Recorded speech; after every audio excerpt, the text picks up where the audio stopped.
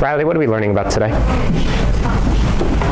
I will create/analyze maps to understand countries and trends in some. All right, excellent. So today we're going to be creating and then examining different types of maps. Remember, there are 3 different types of maps. There are political map, thematic map, and physical maps. All the definitions of those maps are actually on our word wall behind Marin. If you look behind Tabby on the side, there's several nice and neat piles of different types of maps. Each country, theoretically, is going to be creating 3 different types of maps by the end of class today. So if you kind of do the math here, if we have I think we have 9 countries total that we could have represented. Technically, you could have up to 27 maps today created by the end of class. I passed out, as part of your warm-up, I passed out this map right here. So number 1, what type of map is this? Diamond, do you want to take a stab at it? This is a political map. Excellent.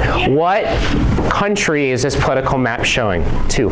Victor. Liberia. Okay, this is showing the country of Liberia. 3, Marin, how did Victor know this? How do you know that this is showing Liberia, or this is a political map? Well, because it says Liberia on it. And where at? Excellent. Shh, hey. Shh. I had people whispering and talking. Marin, could you repeat that? Okay, well, 2 things. One is Liberia because of the map key. Excellent. And so for the second one, it says what is not showing. So I wrote capitals, boundaries, that's what it's showing. Yes. And we had this issue actually earlier in the day, and it's completely fine. I even did it intentionally of keeping it really open. So is this map showing, it's showing Liberia, but also it's showing what in Liberia? It's showing, and you go and look at the map key. The map key is huge. When you're creating your maps today, whether or not they're political, physical, or thematic map, you are going to need to make sure that you have a title, and that title needs to say the country and the type of map. You're going to absolutely have to make sure that you have a map key to explain what do the colors mean, what do the dots, what do the stars mean from there. All right, we have a lot to do today, and we have a lot of moving parts, so it's really important that you pay attention to how I want you to go about doing things. Riley, question everyone needs here? Okay, go. I'm going to have you go ahead and move, and then I'll talk about what we're doing today and why we're doing it. Ambassadors are going to take the warm-ups in folders and put them away. Then, you are grabbing 2 of these class copies for your table. Sit. The ambassador, before they leave, is going to point at somebody. They are going to take these half sheets, the person they point at, they're going to put them right here on my desk. You're also going to be listening for your name, or for the name of your country, and I'm going to be passing out blank maps, or outline maps for your country to use today. I am purposely giving you extra. So if you have 2 people and I give you 3, don't try to come and hand it back to me. I'm doing it on purpose from there. All right, let's go. No, they I'm the ambassador. No. Yeah. Okay.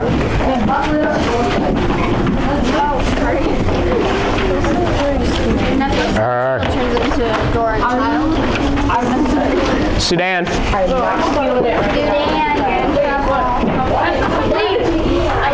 happened to Sudan? No. Why is it connected, kind of? Race. Egypt. Can I just take these different? That's fine. Let's grab like 3 or 4. What are you guys, Burundi? Yes. Burundi. Uganda. Yeah, that's fine. Take like 3 or 4. Kimberly, you're Kenya? Yep. I'm giving us 4. Kenya. So we're getting 3 because of the 3 types of maps, of course. I'm going to explain everything. Right? I'm going to explain everything in a second. We can get 4. He did.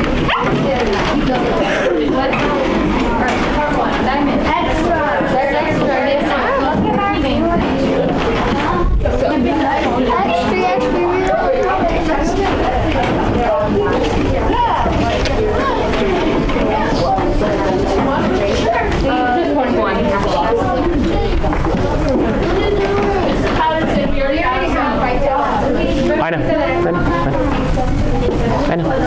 So we need 8 of them?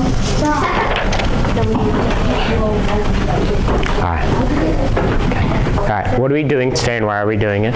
So warm-up review prior learning, thank you guys for answering these 3 questions about looking at a political map.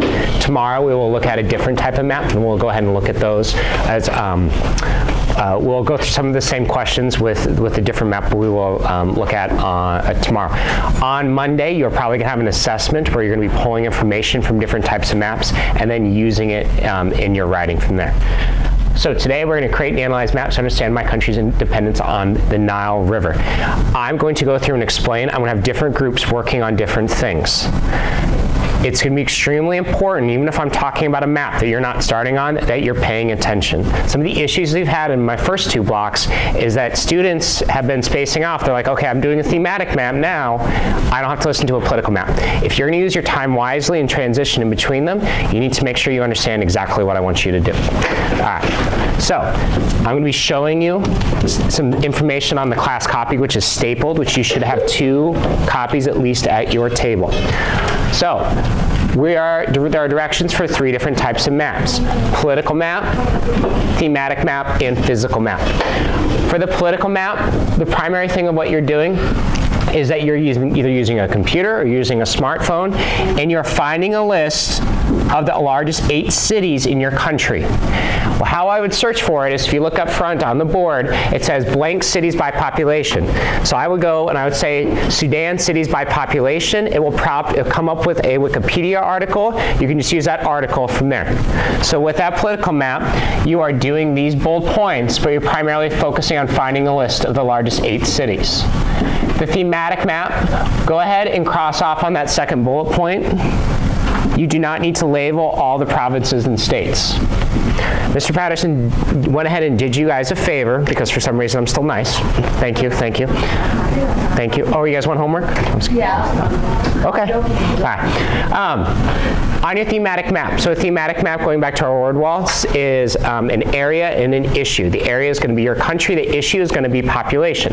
So if you flip it over, the thematic map on this side, I provided you the list of your state/province and the population. So if you look at a country like Egypt, you'll notice that there are numbers within each state and province. So for example, 4 in Egypt, I come and I match 4. So 4 in Egypt is the Red Sea. It's 120,000 people. So then I go and look at the map key Mr. Patterson provided. 120,000 people is less than 200,000. I would then color that red. Now, let's say that if you're going up there and you're working on your thematic map and you notice that Mr. Bowers has come down and because he's bitter at Nebraska, he's stolen all my red colored pencils. Or you just really hate the color green. It's okay. What you need to do is you just need to, when you're writing on your map key on your paper, make sure that you label it. Explain purple means this, blue means this from there. So it is not an excuse to be like, there's no more yellow and I'm sitting here. No, go grab a colored pencil, go grab one that's already sharpened, or if it's not sharpened, grab a sharpener and bring it to your desk from there. All right. What I'm going to have is I'm going to have Egypt, I'm going to have Sudan. Start off, you guys are all creating your political maps. Everyone else is going to start creating a thematic map.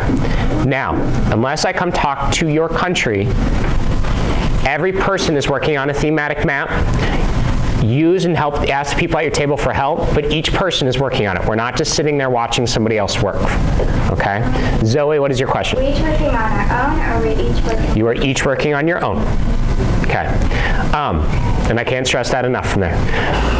The only map that you need computers or you really need your smartphone is your for the population map, for the political, excuse me, for your political map, not your thematic map. Now, to kind of illustrate, one of the easiest ways to do your political map is this. If you actually look in the back. So I'm doing this with Uganda. So what I did is I searched for Uganda cities by population. I followed this search that I have on my board. So I scroll down and I click on list of cities and towns in Uganda. And what it does is it ranks them from first all the way to probably, I don't know, like the least or something. But we only care about the top 8. So all I do is I come and I click here, so Kampala, and then I scroll right here, In Kampala, marked right here. So I would just simply mark Kampala on there. And then I would press back and I'd go to the next one. So you don't need to leave Wikipedia, and the political map should take no more than hopefully like 10 to 15 minutes. Each map should only take 10 to 15 minutes, hopefully. So your goal by the end of the day is to have 2 of them done. I've had groups that have all 3 finished by the end of class. All right. Once again, Egypt, Sudan, working on political maps, so you guys need to go grab a computer and log in. The rest of the countries, you guys are working on your thematic maps. All right, let's get to it. Are you coming to talk to us? Yes. Okay. Go ahead and grab a bunch of colored pencils, please. Or do you guys have colored pencils? We can go. Okay. Oh, 1 second. We're not using those computers. Plug those in. My bad. Go plug that in.